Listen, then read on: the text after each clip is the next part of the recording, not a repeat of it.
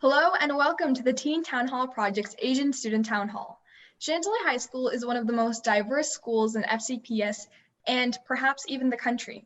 Today we will be talking about the model minority myth, competition, and stereotypes. Here's a closer look at what it means to be Asian at Chantilly. Hello everyone, thank you all so much for being here. I'm really excited for the discussion we're about to have. First, let's start by going around and introducing ourselves. So say your name, what grade you're in, and what country of origin you're from. So I'll go first. My name is Nayana, Celine, Xavier. I'm in 11th grade, and my family is from India. So if Ritika, you want to go next? My name is Ritika Venketesh. I'm also a junior, and my family is from South India. Joshita? My name is Joshita Nandakumar. I'm a sophomore, and my family's from India. Sid? My name is Siddharth Dhadi. I'm a sophomore, and my family is from South India too. Finally, Nitish. Hi, I'm Nitish Kommoju, and I'm a junior, and my family is from South India. Okay, awesome. So let's first start by tackling the elephant in the room, which is Asian students. You know, they're really, really smart. I know we have a huge Asian population in our school, and it's, as far as stereotypes go, I will say this is one of the more positive ones, because other communities, they do have to face a lot of negative stereotypes. And so because this is generally considered as a positive stereotype, you know, oh, you're smart, like who doesn't want to be called smart? But I think it does have a negative effect because everyone expects you to be at this great intellectual level. And if you're not at that level, it kind of backfires and you're always viewed as not that smart. And it's almost as if you're not intelligent, people value you for your intelligence and not for who you really are. And oftentimes it's like Asian students don't have an identity out of school. Like, I will admit school is such a huge part of my life, but I do things outside of it. Like, I do have a life outside of it. So if you guys can speak on that, the model minority myth that Asians are very intelligent, that they're, you know, always on time and perfect and all that kind of stuff. Yeah, so honestly, not even just pressure from other people, like peer pressure. Like, they always ask, what'd you get? And it's not even the students, it's your parents and it's your parents' friends. But other than that, it's how you view yourself as well. Like, and then you like hear all these comments about like, oh, you didn't get that, you didn't get this, and then you come home and you're like, wait, am I actually like, why am I not like other people? Why am I not as smart as them? And it, like, more than like what other people say, you really realize how normalized it is in your community when you start to view yourself as like not that smart and you're like, I'm Indian, why am I not like this? Mm-hmm. Yeah. Anyone else? Yeah, I feel like it made me really judgmental, especially when I was younger, like not only of myself, when I saw other Indian people, and I feel so bad about this, and they'd say, oh, I got something below like a 98. I'd be like, whoa, calm down. This is crazy. Yeah, but it was not great. Mm-hmm. Yeah, I think and there's within the Indian community itself, because everyone's always trying to compare and compete and see who's the smartest kid, or this parent has this kid and they're like really, really intelligent and they have all A's, they're an all A student, they do so many clubs, they do all these things. But that the comparison between that, it just like, it's a little demoralizing because it's your parents telling you that someone else is better than you. And I think that's just a little bit toxic in the Indian community itself. And we created it, kind of the toxic community, but it does propel competition and innovation, but it also has its negative effects. So Definitely. and there's this one incident that I want to share. So there's my friend, she's a freshman, and she's in history honors, and she had a test, and I mean they have tests, and her current grade is like in like a B or something, and then she's like, I'm failing history, and then I was like, B is not a fail. She's like, oh no, I'm Asian failing history. Asian fail, yeah, that's a rhetoric that's used so many times.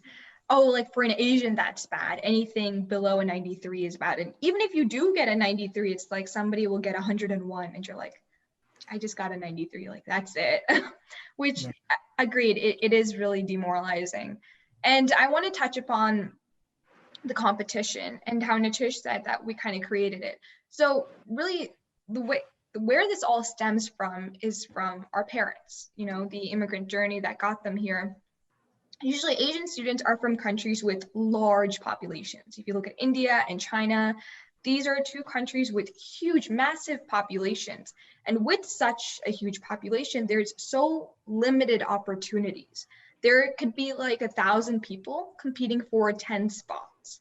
And so their entire life, like our parents and our grandparents, they've just been competing and working super hard as possible because they know that's the level of competition that exists to get that one job, to get that one salary. You have to work against all these people. So I think that mentality is also instilled in their children. But in America, I mean, yes, there's competition, but it's not to the extreme as it was back in our home countries and what our parents faced. It's not as bad, but they still have that mentality and they force that mentality onto us here. And as a result, it's super competitive here today. I feel like we've made it more competitive than it has to be. It doesn't have to be this hard, but we've made it like this, almost as if. Yeah. In terms of school, have teachers or have students held you to this model minority myth? I know sometimes when I don't perform to like my best, I've had teachers pull me aside and ask, oh, what's wrong? Is everything okay at home? It's like, I mean, I just did bad once, you know, like I was sick. I just didn't get time to study as much. And I just feel like everyone is always expecting you to do so good. And when you don't perform to that level, it's almost as if, what happened? Are you okay? Like, have you been abducted by aliens? So has anyone here had any of those experiences? I don't think teachers do that kind of thing, but yeah, there's definitely is that kind of a prejudice from the student body itself, but nothing from the teachers, I think. Mm-hmm. Do you find it more difficult to ask for help, whether that be academic, social, whatever it may be? Yeah, definitely. Like, especially for like getting tutors. So in Algebra 2, I wasn't doing that well. I mean, it wasn't horrible, but like it just wasn't what I was expecting. Like it wasn't an A. But to like I really wanted a tutor because I was a straight A student, and like getting that kind of grade really like my whole freshman year, like that getting that kind of grade really like made me, I don't know, feel really bad about myself. So like asking for a tutor was like one of the hardest things. But like after you get it, like even after you get it, it's kind of hard to like tell people, oh yeah, I have this grade. And they're like, oh, that's good, you improved. And I was like, yeah, it's because of a tutor. And they're like, oh, you have that because of a tutor. Like, I mean, getting a tutor is pretty normal. Like you don't have to like differentiate me. Mm-hmm. You know? Okay, Joshita, why did you expect to get an A? Like No, what I happened like if you don't even get an A, not getting an A is fine with me, but like parents, peer pressure, yeah. Yeah. I think the common belief is, again, we're competing with each other to get into college. And Yeah. I think the idea is that colleges are going to look at other people from the same category as you, so the same economic status, the same race. They're seeing all these other kids like, straight A's, and if you don't have those straight A's, it's almost as if, okay, clearly they're doing something wrong, so you're not going to get into college because of that. And again, people get into all sorts of colleges. I think there's also that idea that we all have to get into a super competitive college in order to succeed. Do you guys think that? Yeah, for sure. My parents were like, you have to have like a 4.0 GPA and you have to do all these outside clubs and, you got to get into UVA, VTech, all those things. And I talked with a couple of my teachers and they were like, maybe that's not the best option, because like the student faculty ratio in those schools are a lot higher than like what would be better for me as a person to learn, because I learn in like more closed off environments, or not closed off environments, but like smaller environments. And I learn like one-on-one, kind of not one-on-one, but like more engaging instead of just one person talking to a crowd of hundreds. So I think everyone is different, and you don't need to get into the most prestigious school. I think you need to find the school that's right for you. Mm-hmm. I think also another thing is you see your parents work so hard, sacrificing everything they have. Like my parents have never gone on a vacation without us. Like they don't do anything by themselves. Like everything they do is for us. And it's like when they're giving up so much of their life so that their kids have the best opportunities, their kids have every opportunity to succeed. Not succeeding is almost like everything they're doing is in vain. It's kind of like laughing at all the efforts and everything that they've done for you. I think that's a mentality that a lot of us have, and that's what's really pushing us to do our best because our parents are giving everything up. Okay, Nayana, I got nothing against you, but I'm just asking, like, why do you think your parents are doing that for you? Like, is that selfless? Like, are you sure that it's selfless? Like, this is a question to every parent. Like, if you like so-called sacrifice things for your kids, is that truly selfless, or do you have some other motive behind that? I think it is selfless because that's what their parents did and generations before that. That's the thing. This isn't just about me. This is about hundreds of people before me that tried everything they could to survive and really give their kids an education. Education is so important because education is what brought my parents here, and I'm sure it's what brought a lot of your parents here. Education just plays such a huge role in our life, and I'm grateful for it. I'm thankful that I have these opportunities. Studying really isn't that big of a deal, especially when you look at all the other kids who don't have this opportunity or the correct environment to really thrive that I've been given. So one day in the future, I know that if I don't work hard, if I don't use all the opportunities I have, I'm really going to regret what I've done in my life. That is true, but do you know like how there's this idea that in the Indian community that the children are supposed to like bring the honor or reputation or something to their parents, like do something for them so that their position in the society is more honorable. I think a lot of Indian parents like sort of like pressurize their kids to do better just so that they can have that honor. Mm-hmm. Do you Yeah, think? not so much my family. My family is a little different when Yeah. it, especially again, if you see my last name, and that's another thing I want to touch upon is that it's almost like everyone is so familiar with Indian culture and Asian culture that when they see your name, if it's a little different, they're like, "Oh, why is it different? I'm not vegetarian. I eat meat."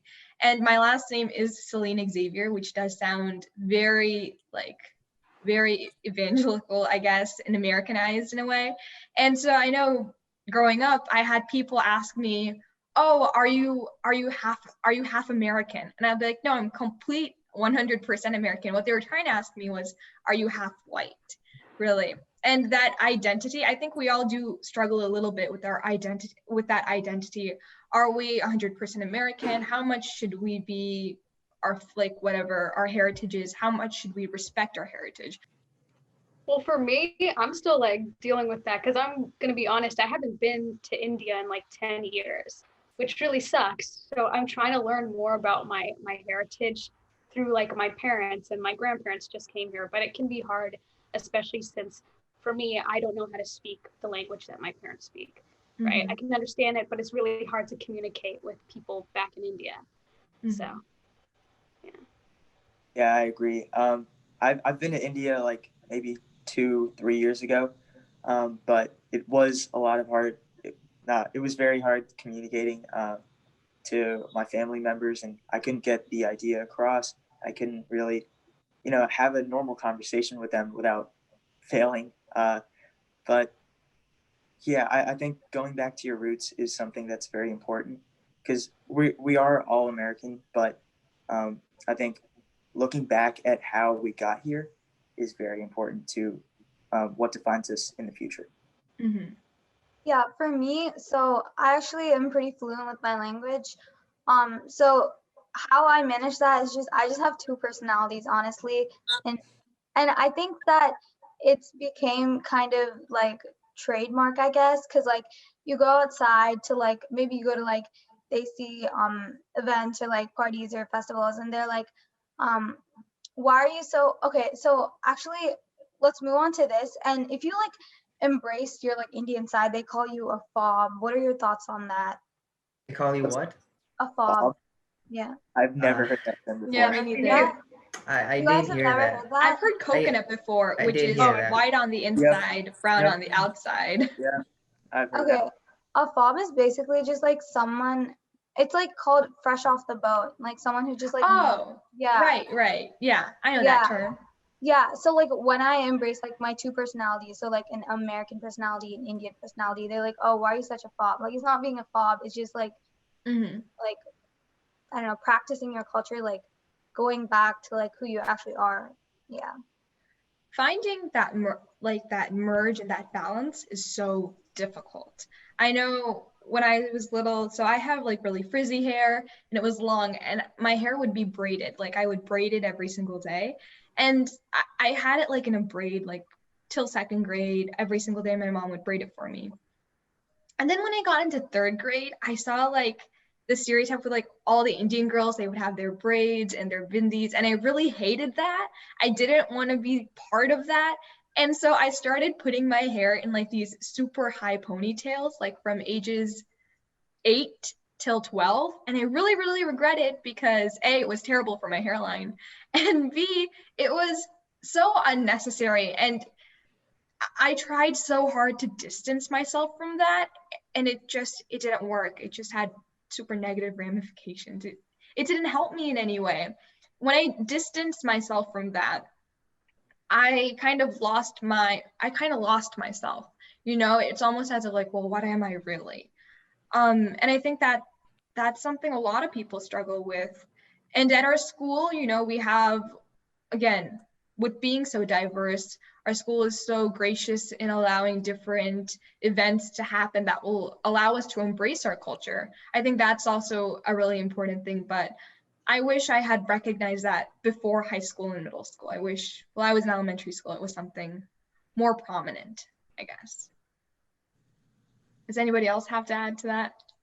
Yeah, no, I agree with that. It's definitely before we got to high school and stuff. It was hard to embrace our culture just because I feel like for me, my personal experience and a lot of other people's, it definitely wasn't as diverse growing up when I was younger. Like I was like out of like all of the people in my elementary school, in my grade, I was probably one of like 5 Indian people. Mm-hmm. So, yeah.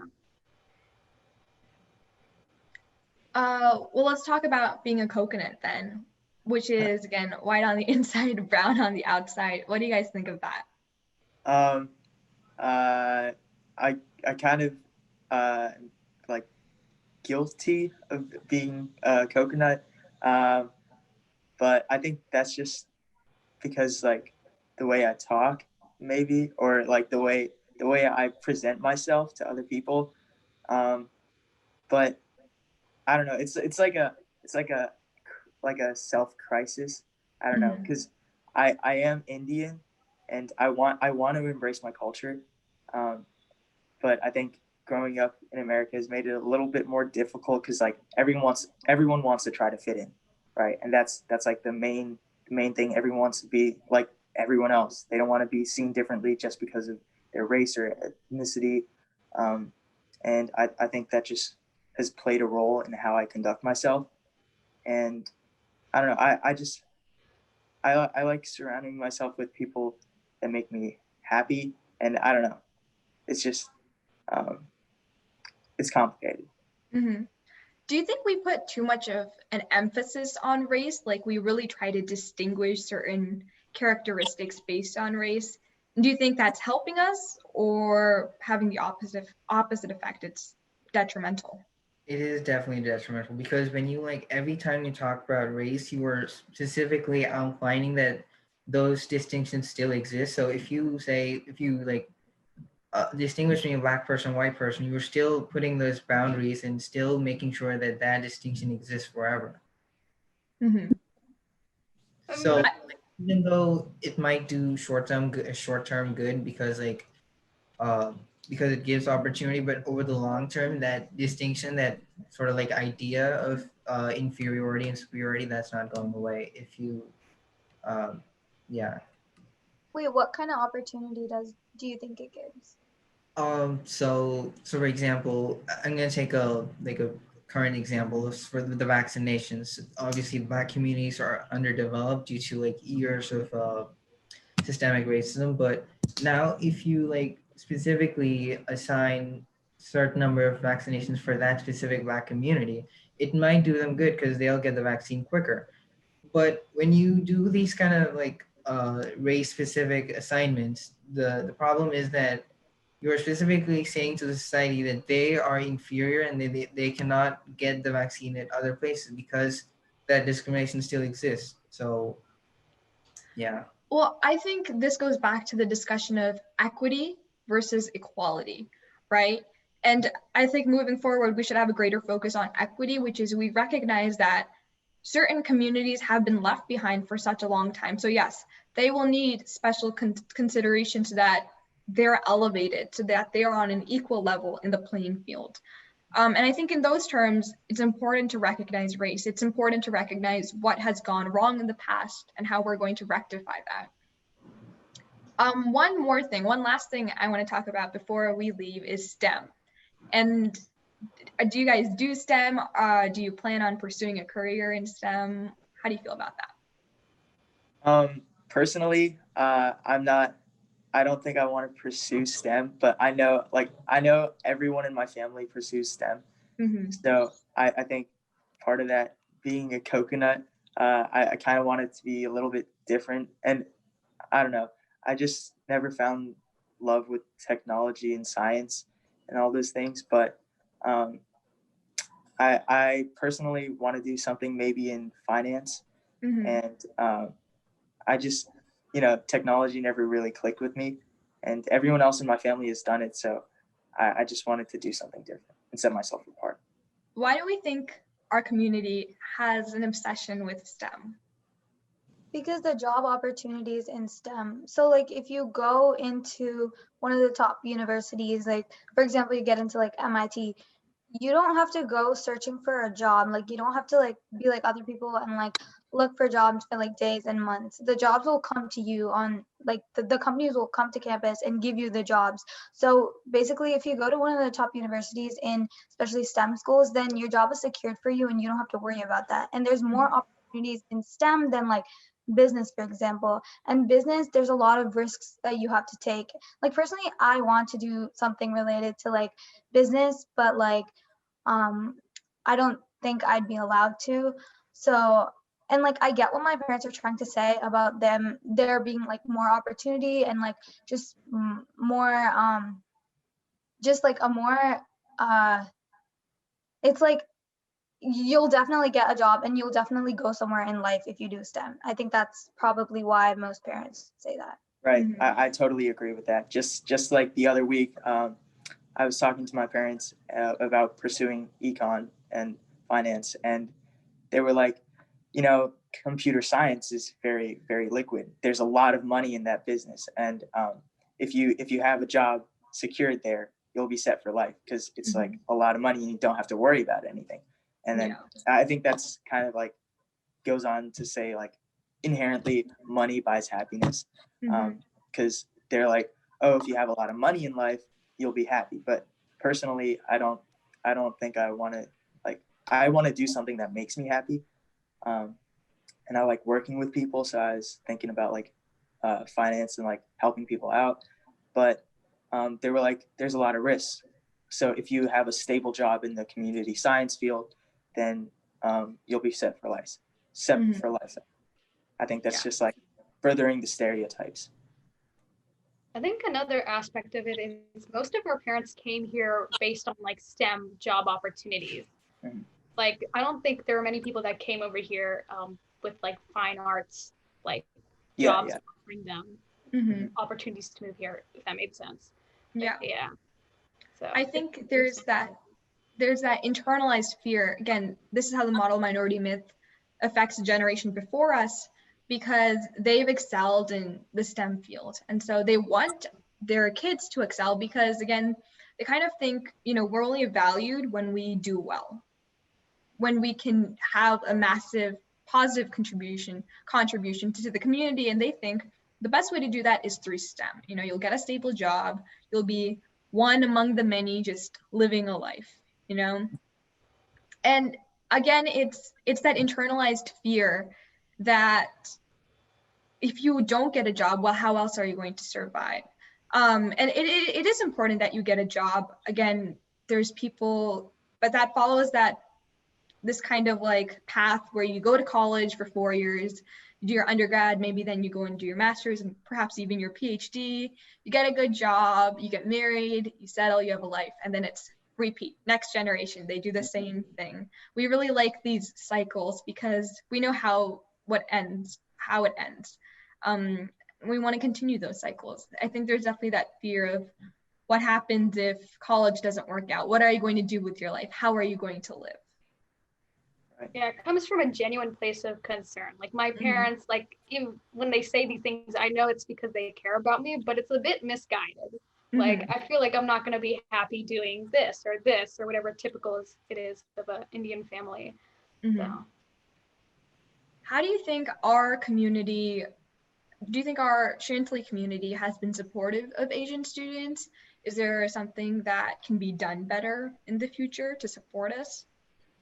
I think the community is like not really distinguishing, because I think some of you like mentioned that you find it difficult to ask help, but I never personally experienced that. I think Chantilly is a really inclusive community in terms of including Asian people. Yeah, I don't think there's anything better that we can do in the Chantilly community, that is. Yeah.